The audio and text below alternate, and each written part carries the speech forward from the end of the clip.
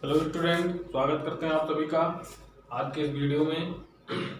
आज की वीडियो में हम इलेक्ट्रिसिटी के वीडियो में आपको हम प्रतिरोधों के संयोजन के बारे में बताएंगे। जैसे कि आप लोगों ने प्रतिरोध, विशिष्ट प्रतिरोध, चालकता ये सब पढ़ लिया है, तो यहाँ प्रतिरोधों के संयोजन यानी प्रतिरोधों को जोड़ा जाता है और उनके जोड़ने के पश्चात उनका कुल प्रतिरोध या कुल प्रतिरोध कहें या तुल्य प्रतिरोध कहें कितना होता है, तो उसका हम फार्मूला ड्राइव करेंगे। जोड़ सकते हैं हम दो तरीके से, एक श्रेणी क्रम में और एक समांतर क्रम में। श्रेणी क्रम और समांतर क्रम क्या होता है ये भी जानना जरूरी है आपको। फिर उसको जोड़ेंगे और फिर उसको जोड़ने के पश्चात हम देखेंगे कि उनका तुल्य प्रतिरोध कितना होता है। अगर सुनिए तो उसका एक फार्मूला होता है, उस फार्मूले को हम लोग ड्राइव करेंगे। तो सबसे पहले आप लोग टॉपिक को नोट करते रहिएगा तो अच्छे से समझ में आएगा। जो लिखा जाएगा फार्मूले के बारे में वो तो नोट करेंगे भी, कुछ चीज़ें जो हम बोलेंगे वो भी आप नोट कर सकते हैं अपने समझने के अनुसार। तो आज में हम बताते हैं कि सबसे पहले प्रतिरोधों को हम दो तरीके से जोड़ सकते हैं, एक श्रेणी क्रम और एक समांतर क्रम। कुछ चीज़ें इसमें याद रखनी है, बहुत इंपॉर्टेंट होती हैं क्योंकि इससे न्यूमेरिकल आते हैं, जरूर आते हैं। तो सबसे पहले हम प्रतिरोधों के संयोजन के बारे में, श्रेणी क्रम के बारे में हम बताएंगे। दोनों को हम पहले बता देते हैं क्या होता है श्रेणी क्रम और क्या होता है समांतर क्रम। सबसे पहले श्रेणी क्रम के बारे में बताते हैं। प्रतिरोध को हम कैसे लिखते हैं, ऐसे सिंबल है ना प्रतिरोध का, फिर एक कोई प्रतिरोध है R से डिनोट किया जाता है, फिर एक कोई प्रतिरोध होगा ऐसे, फिर ऐसे। तो इन प्रतिरोधों को हम कितने तरीके से जोड़ सकते हैं। मान लें हमारे पास एक प्रतिरोध है, पहला R1 नाम दे दीजिए, दूसरे को R2 और तीसरे को R3। तो अब देखो श्रेणी क्रम का मतलब होता है सीरीज यानी चैन। अगर हमने सीरीज एक फिर एक के बाद एक फिर एक के बाद एक, जैसे बैटरी में सेल जुड़े होते हैं, सेल किस क्रम में जुड़े होते हैं, श्रेणी क्रम में जुड़े होते हैं। अगर सुनने तो देखिए एक ऐसे ही सेल लगा है, फिर दूसरे में ऐसे टच कर दिया गया, ये देखिए ये सब किस क्रम में जुड़े दिखाई दे रहे हैं, इन्हीं को सीरीज कहा जाता है, सीरीज कॉम्बिनेशन। यानी ये किस में है, श्रेणी क्रम में है। अगला समझिए, यानी पहले प्रतिरोध का दूसरा सिरा, देखिए लिखा जाता है, थोड़ा सा भाषा हम आपको बता देते हैं। श्रेणी क्रम संयोजन में पहले प्रतिरोध का पहला सिरा हो गया, इधर दूसरा सिरा हो गया। श्रेणी क्रम संयोजन में पहले प्रतिरोध का दूसरा सिरा दूसरे प्रतिरोध के पहले सिरे से, तथा दूसरे प्रतिरोध का दूसरा सिरा तीसरे प्रतिरोध के पहले सिरे से। ऐसे ही तीसरे प्रतिरोध के पहले सिरे को दूसरे प्रतिरोध के दूसरे सिरे से तथा तीसरे प्रतिरोध के दूसरे सिरे को अन्य अगले प्रतिरोध के पहले सिरे से जोड़ते, क्रमशः ऐसे ही जोड़ते जाते हैं। इस प्रकार इस क्रम से जुड़े हुए संयोजन को ही हम क्या बोलते हैं, प्रतिरोधों का श्रेणी क्रम संयोजन कहलाता है। वास्तव में एक के बाद एक, एक के बाद एक, ऐसे बल्ब भी जुड़ते हैं, ऐसे बैटरियां भी जोड़ी जा सकती हैं, ऐसे सेल भी जोड़े जा सकते हैं, कई चीजें ऐसे जोड़ी जा सकते हैं। तो हम लोग जनरली प्रतिरोध को मान करके ही अध्ययन कर लेते हैं। अगर समझ में, तो अब देखिए दूसरा है समांतर क्रम संयोजन यानी पैरेलल कॉम्बिनेशन जिसको बोलते हैं इंग्लिश में। तो अब देखो, अब यहाँ पे क्या होगा, इसको भी पूरा नहीं किए हैं, इसको क्या करेंगे, एक बैटरी से जोड़ देंगे। ये क्या है, श्रेणी क्रम संयोजन हो गया। अगर सुनने प्लस हो गया, बड़े वाले को प्लस, इधर माइनस। अब देखो समांतर क्रम में क्या होता है, समांतर क्रम में भाषा हमने बताया है, अगर आप अपने मन से लिखना चाहें तो भी लिख सकते हैं, या जो हम बताए हैं वो भी लिख सकते हैं। श्रेणी क्रम संयोजन के लिए अभी यही हम डिटेल में पढ़ेंगे, थोड़ा सा समांतर के बारे में भी बता देते हैं। जैसे समांतर क्रम संयोजन क्या है, एक प्रतिरोध है आपके पास, ऐसे R3 ले, R4 R5 जितने भी हैं सबको जोड़ सकते हैं। 3 लेना है 3 ले लो, यहीं से बैटरी को ऐसे कनेक्ट कर दो, वो आपके ऊपर है। हम 3 प्रतिरोध लिए हैं, जैसे अब तीन प्रतिरोध को हम क्या करते हैं, सबके पहले सिरे को एक ही बिंदु से जोड़ते हैं।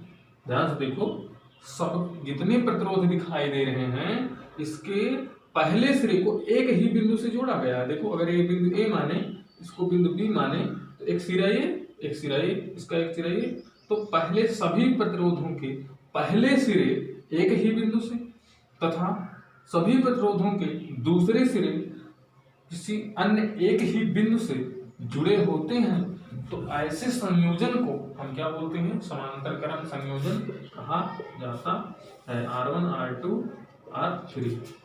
अगर समझे, इसको ध्यान से देखिए, जोड़ने के लिए आता है, इसको जोड़ करके तुल्य प्रतिरोध यानी कुल प्रतिरोध ज्ञात कीजिए, इसमें बहने वाली धारा ज्ञात कीजिए, इसमें बहने वाली धारा ज्ञात कीजिए, इसमें बहने वाली, यहाँ वोल्टेज ज्ञात कीजिए, यहाँ विभव का मान, यहाँ विभव का मान। तो आप अगर बेसिक्स अभी से समझते चलेंगे तो न्यूमेरिकल लगाने में आसानी होगी। ज़्यादातर इसका फार्मूला पूछा जाता है, जरूर अक्सर करके एग्जाम में पूछा जाता है। श्रेणी क्रम संयोजन के तुल्य प्रतिरोध का फार्मूला प्राप्त कीजिए अथवा समांतर क्रम संयोजन के तुल्य प्रतिरोध का फार्मूला प्राप्त कीजिए।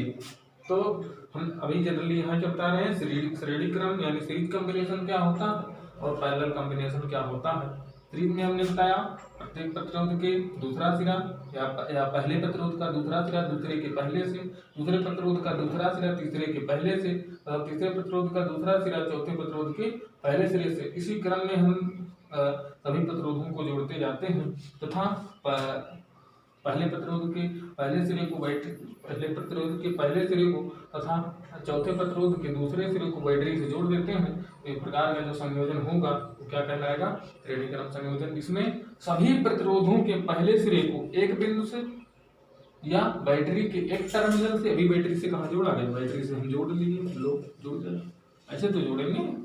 देखो जोड़ने का तरीका है, हमने एग्जाम्पल बताया है इसका एग्जाम्पल बताया है वो टॉर्च में जो सेल लगे होते हैं।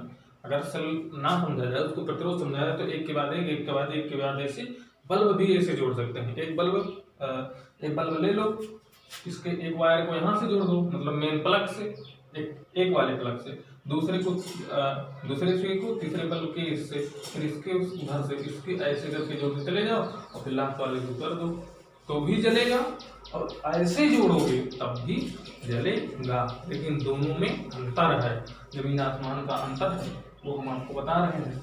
तो आपको इसके बताए, इसका क्या लिखेंगे, समांतर क्रम संयोजन में सभी प्रतिरोधों के पहले सिरे को एक बिंदु से तथा दूसरे सिरे को अन्य दूसरे एक ही बिंदु से जोड़ देते हैं तथा उनको बैटरी से कनेक्ट कर देते हैं।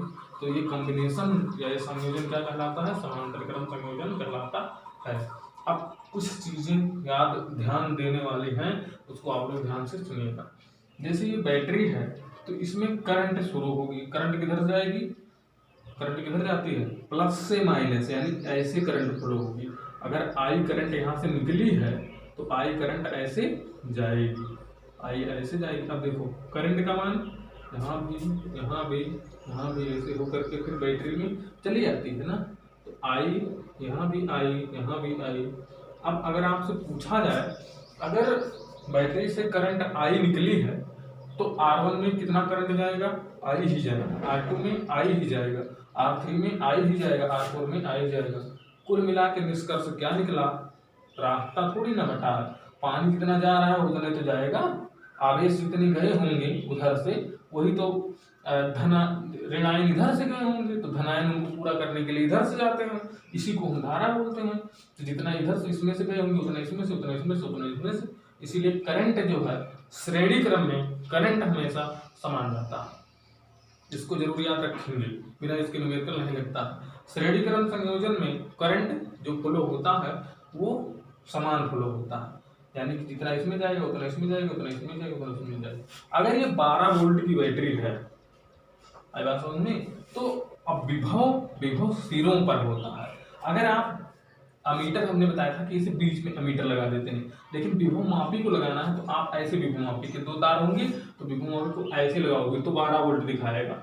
अगर यहाँ कर दोगे तो कम हो जाएगा, यहाँ कर दोगे तो और कम हो जाएगा, यहाँ कर दोगे तो और कम हो जाएगा। आई बात समझ में, क्योंकि विभव जो 12 वोल्ट है इन चारों प्रतिरोधों में बढ़ चुका होता है। आई बात समझ में, तो अब इतना ध्यान रखेंगे, श्रेणी क्रम में धारा समान जाता है तथा प्रतिरोधों के सिरों पर विभव जो होता है वो अलग अलग होता है। इस श्रेणी क्रम में याद रखेंगे हम लोग। समांतर क्रम में क्या होता है? समांतर क्रम में देखिए, अब धारा यहाँ से चली, चाहे अरे पानी समझ लो, पानी चली तो रास्ते अलग अलग हो गए, तो पानी बटा कि नहीं बटा? पानी बटा, तो अगर ये 5 एम्पीयर की धारा यहाँ से चली या 6 एम्पीयर की चली तो कुछ एम्पीयर इसमें गई होगी, जो कुछ बचेगी थोड़ा इसमें जाएगी, फिर कुछ बचेगा वो इसमें जाएगा, यानी तीनों में बंट जाएगा। अभी बात समझ में? और जब तीनों में धारा बढ़ जाएगा तो अगर यहाँ पे जैसे 5 एम्पीयर था तो यहाँ भी 5 मिलेगा, यहाँ भी 5 एम्पीयर, यहाँ भी 5 एम्पीयर, यहाँ भी 5 मिलेगा। विभव 12 वोल्ट की बैटरी थी तो यहाँ भी 12 रहेगी? नहीं रहेगी। ये यहाँ 12 रहेगी, यहाँ कुछ दूसरा होगा, यहाँ कुछ दूसरा होगा, यहाँ कुछ दूसरा, सभी सिरों पर अलग अलग विभव होगा। तो श्रेणी क्रम संयोजन में करंट समान जाता है और विभव अलग अलग होता है। यहाँ देखिए, यहाँ इसी का ठीक उल्टा रहेगा, यहाँ पे करंट जो है अलग हो गया, देखो रास्ते बदल गए, कुछ धारा इसमें चली फ्लो हो जाएगी, कुछ धारा इसमें, कुछ धारा इसमें। देखो आई अगर यहाँ से चली है तो आई इसमें, ऐसे कहाँ हो सकता? आई 3 भाग में बंट गई, तो जब आई 3 भाग में बंट गई तो तीनों में धारा अलग अलग हो गया। तो अब धारा अलग अलग हो गया, और फिर यहाँ आकर के फिर धारा आई भी हो जाएगा, यानी I1 मान ले, I2 माने, I3 माने, तो धारा 3 भागों में बंट करके फिर I1 I2 मिल करके फिर I मिल जाएगा। आई बात सुननी? लेकिन अब धारा की तो बात हो गई, धारा अलग होगा। अब विभव हमने बताया है कि यहाँ मापोगे वोल्ट मीटर से ऐसे तो 12 वोल्ट ही तो दिखाएगा। अगर ये 12 वोल्ट है, 12 वोल्ट ऐसे मापोगे तब 12 वोल्ट, कहाँ बदल गया? यहाँ कहीं एनर्जी खर्च थोड़ी ना हुई, यहाँ 12 वोल्ट जो यहाँ है वही तो यहाँ है। तार देखो, यहाँ करोगे तब भी तो वही है, यहाँ मापोगे तब भी तो वही है, यहाँ मापोगे तब भी वही है। ऐसा समझ में? तार चाहे अरे ऐसे जोड़ने का मतलब ऐसे जोड़ दो, वो तो वायर है, चाहे जैसे जोड़ दो, ऐसे जोड़ दो, तो एक बात है। तो यहाँ विभव 12, यहाँ विभव 12, यहाँ विभव 12, यहाँ 12, यहाँ इसके सिरों पर 12, इसके सिरे पर 12। जितना जब हम विभव या विभवांतर की बात करेंगे तो हम कहेंगे सिरे पर, R1 के सिरों पर विभव कितना, R2 पर 12, R3 पर 12। करंट फ्लो होना, यानी R1 में कितनी धारा जाएगी? आई नहीं जाएगी, आई का कुछ ही भाग जाएगा, I2 या आई का इसमें कुछ भाग जाएगा। तो कुल मिला के निष्कर्ष क्या निकला? श्रेणी क्रम में धारा समान, विभव अलग अलग, धारा समान और विभव अलग अलग। लेकिन समांतर क्रम में धारा असमान या अलग अलग, धारा अलग अलग और विभव समान। ये 2 चीज बिना याद रहे आपका ना एक फार्मूला ड्राइव हो पाएगा और ना ही आप कोई भी न्यूमेरिकल लगा पाएंगे। कैसे होता है वो हमने आपको समझा दिया। अब हम बढ़ते हैं, इसका फार्मूला ड्राइव करते हैं। अगर आपको समझ में आता है तो कमेंट करके बताइए कि हाँ सर समझ में आया, नहीं आता है तो भी आप हमको बता सकते हैं कि नहीं आया। उस टॉपिक को हम आपको दोबारा भी समझा सकते हैं, ऐसी बात नहीं है। आप लोग पढ़ना चाहेंगे तो हम पढ़ाना भी चाहेंगे, अगर आप कोई रिस्पॉन्स नहीं देंगे तो हमारे पढ़ाने का कोई मतलब नहीं है। तो एक बात फिर बता देते हैं, श्रेणी क्रम में सभी प्रतिरोधों में विद्युत धारा समान जाता है, विभव सबके सिरों पर अलग अलग होता है, जबकि समांतर क्रम में सभी प्रतिरोधों में धारा अलग अलग जाती है और सबके सिरों पर जो विभव या विभवांतर होगा वो समान होगा। ये चीज जरूर आप रट लीजिए दिमाग में, बिना इसके आप इलेक्ट्रिसिटी और ये प्रतिरोधों का जो अभी नक्शा पढ़ेंगे तो हम लोग कर लेते हैं। लिखने के लिए आप थोड़ा बहुत भाषा अपने पास से लिख लेंगे। माना 3 प्रतिरोध लेते हैं, 4 चाहे जो, माना 3 प्रतिरोध, इसको नोट करेंगे आप लोग जरूर। माना 3 प्रतिरोध क्रमशः R1, R2 व R3 हैं, जो परस्पर श्रेणी क्रम में जुड़े हैं। बस उनमें अब हम चित्र बना लेते हैं, इधर जगह खाली रहेगा।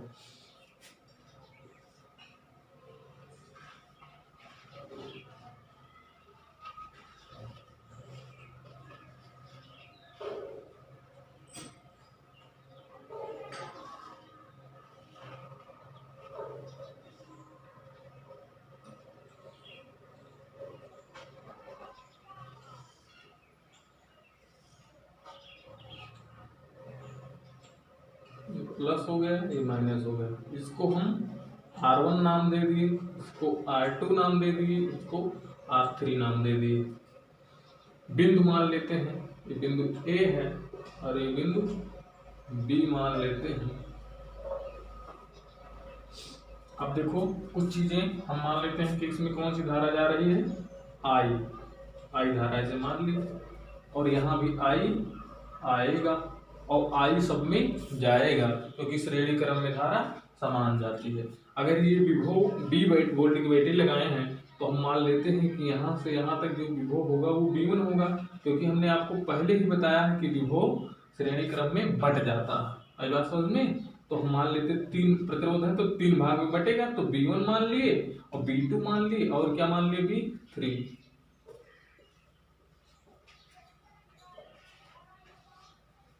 बात समझ में? एक लाइन अगर लिखना चाहें तो लिख सकते हैं कि बैटरी से I धारा प्रतिरोध R1, R2 तथा R3 में बहेगी तथा प्रतिरोध R1 के सिरे पर विभव V1 तथा R2 के सिरे पर विभव V2 और R3 के सिरे पर विभव V3 होगा। ये हम दो क्या करते हैं, लिख सकते हैं, आप चाहें तो लिख सकते हैं। बात समझ में?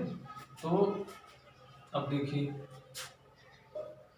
क्या लिखेंगे आप यहाँ लिखेंगे कि माना बैटरी से I धारा R1 में प्रतिरोध R1 कामा प्रतिरोध R2 तथा R3 में प्रवाहित होती है तथा R1 के सिरे पर विभव V1 कामा लगा के R2 के सिरे पर विभव V2 तथा R3 के सिरे पर विभव V3 होगा। इतना चीज आप चाहें तो लिख सकते हैं। बात समझ में? कैसे समान होता है कैसे असमान होता है हमने आपको बता दिया। अब क्या करेंगे, आप R1 के यहाँ पर ओम का नियम लगाएंगे। इसे अलग कर देते हैं, कटिंग तो होगा ही तभी तो ये अलग होंगे। यहाँ पर ओम का नियम लगाते हैं। देखिए यहाँ पर ओम का नियम लगाते हैं, क्या होता है,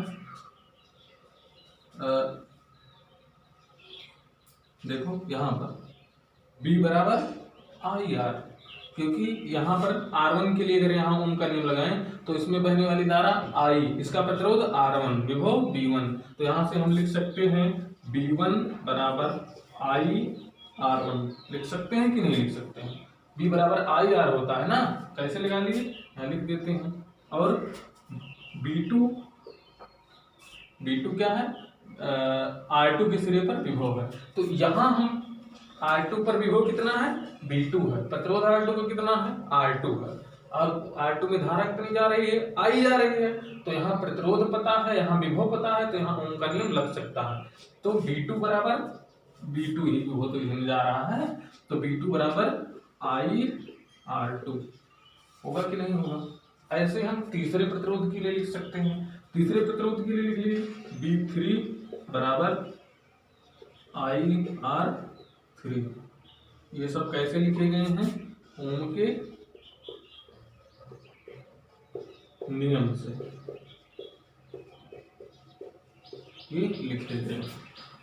अब देखो अगर आप इन तीनों समीकरणों को जोड़ते हैं, इनको जोड़ोगे तो क्या लिखोगे,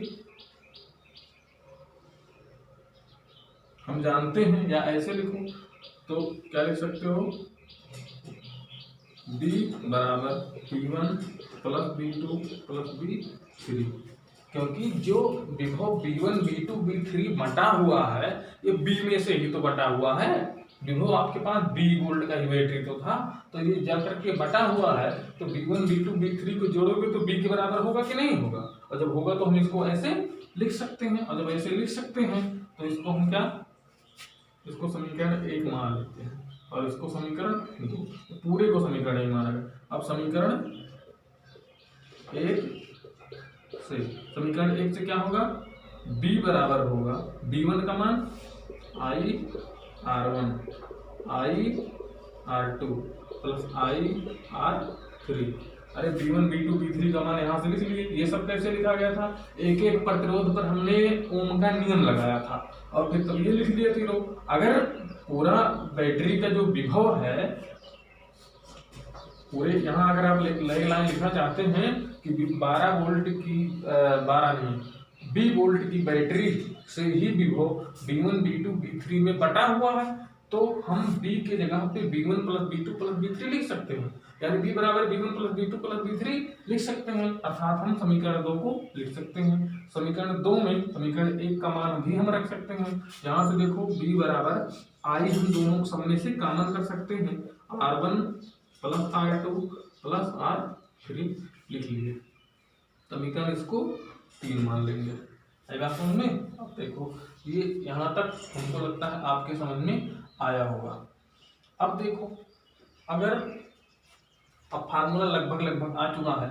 अगर हम लेते हैं, यहाँ मान लेते हैं कि ये सब प्रतिरोधों को हटा दिया जाए, यानी R1 R2 R3 को हटा करके इनके कुल प्रतिरोध के बराबर एक ही प्रतिरोध लगाया जाए, जिसका कुल प्रतिरोध R से डिनोट किया जाए, तो उसमें बहने वाली धारा I होगी और उसका प्रतिरोध तो R होगा ही, क्योंकि R माना जा रहा है। अभी वो B था तो एक का प्रतिरोध रहेगा तो वहाँ भी जाएगा। अगर जैसे ये आप जो है कॉपी में इसको रहने देंगे, हम अगर समझने के लिए बताते हैं। देखो बैटरी थी, ऐसे R मान लीजिए, एक छोटा था B और धारा I जा रही थी, और ये R क्या है, R कुल प्रतिरोध के बराबर है, किसके, R1 R2 R3 के। तो यहाँ पर धारा I होगी और विभव तो B होगा ही। तो हम एक लाइन लिखते हैं, लिख लेते हैं, तब हम इसको बनाना नहीं है, क्यों लिखना है। यदि तीनों प्रतिरोधों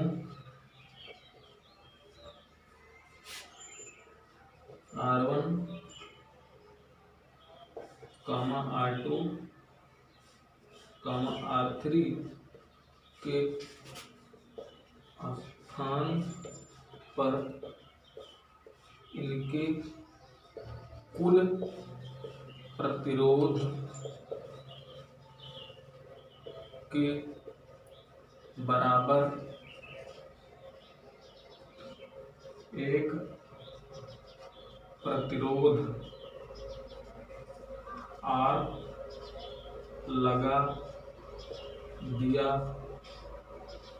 जाए, तो असल में अगर इनको सबको हम निकाल लें, मान लें कि R1 R2 R3 का जो कुल प्रतिरोध हो रहा है वो R है, तो इन सबको हटा देंगे तो R हो रहा है। तो इसमें जब ओम का नियम लगाएंगे, तो इसमें ओम का नियम लगाओगे तो क्या होगा, B बराबर IR होगा कि नहीं होगा। B बराबर IR, क्यों, B अगर जितना वोल्ट विभव यहाँ है उतना यहाँ, विभव तो बटा ही नहीं, धारा I ही जा रही थी, तो B बराबर IR होगा। तो अर्थात क्या लिख सकते हैं, B बराबर IR। इसको हम मानेंगे समीकरण 4। बिल्कुल मान सकते हैं आप, मानना चाहें तो मान सकते हैं और नहीं माना जाएगा। फार्मूला ड्राइव करने के लिए यहाँ तक पहुँचे थे।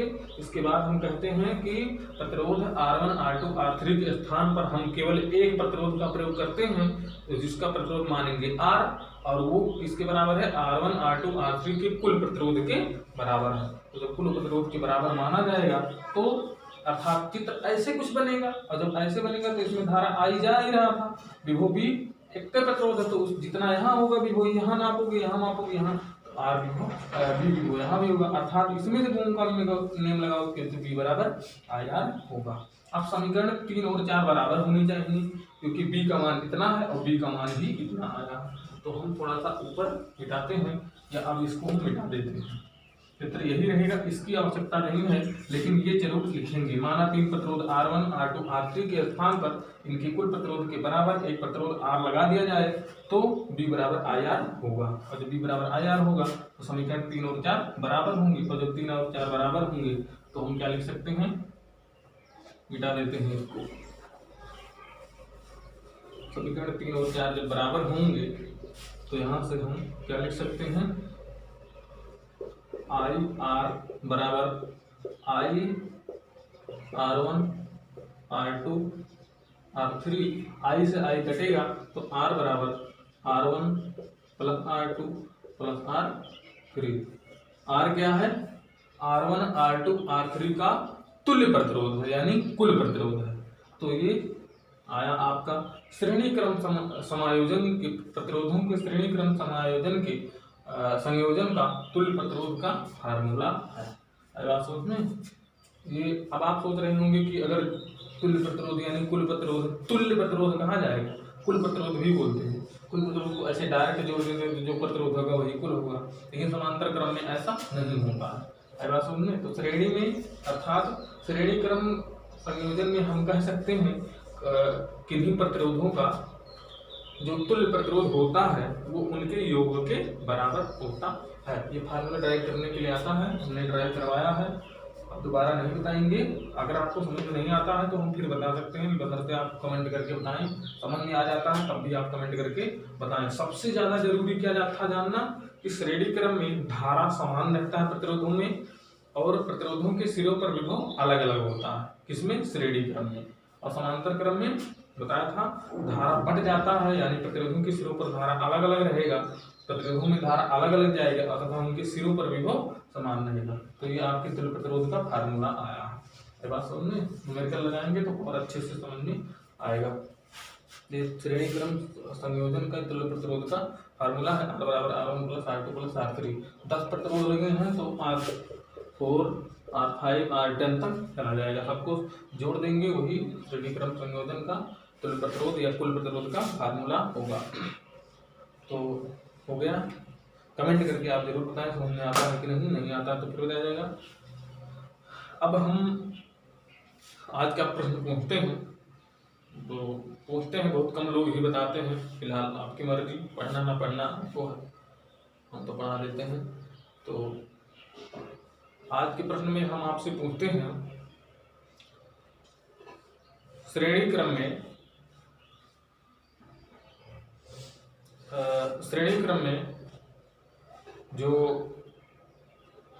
में प्रतिरोधों के सिरों पर क्या समान रहता है और क्या समान नहीं रहता है। यानी धारा बताना है, धारा लिखेंगे करंट, केवल श्रेणी क्रम के बारे में बताना है। श्रेणी क्रम में ऐसे लिखेंगे, श्रेणी क्रम में करंट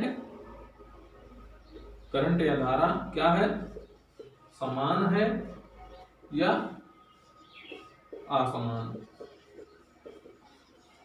वोल्टेज समान है या असमान है, इन दोनों में से एक का होगा, यहाँ भी दोनों में से एक का होगा, तो ये आपको बताना है। ऐसे करंट लिखेंगे, किसके लिए हमने पूछा, श्रेणी क्रम के लिए पूछा, श्रेणी बढ़ाया श्रेणी के लिए। करंट ऐसे डैश करेंगे, अगर समान है तो समान केवल लिखेंगे, असमान है तो असमान लिखेंगे। वोल्टेज समान होता है तो समान लिखेंगे, समान नहीं होता तो असमान लिखेंगे, या डिफरेंस लिख देंगे या इक्वल लिख देंगे। इंग्लिश में लिखना चाहते हैं तो अनुसार लिख देंगे। यानी श्रेणी क्रम में बताना है करंट क्या होता है, समान होता है कि नहीं, क्या समान होता है कि असमान, वोल्टेज समान होता है कि असमान। इसको ध्यान से पढ़िएगा। आज की वीडियो में इतना ही।